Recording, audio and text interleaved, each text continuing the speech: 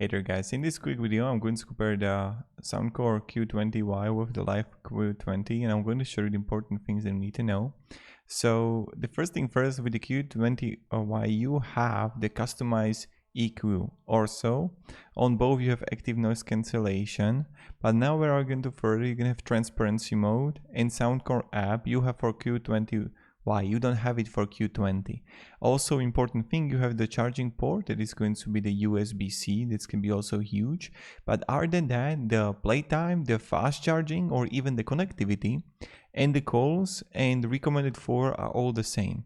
So these are just the big differences that I just wanted to share. Really quick video if you're looking for the differences, so you don't have to like research it by yourself. And I hope this video gave you at least a little bit of value.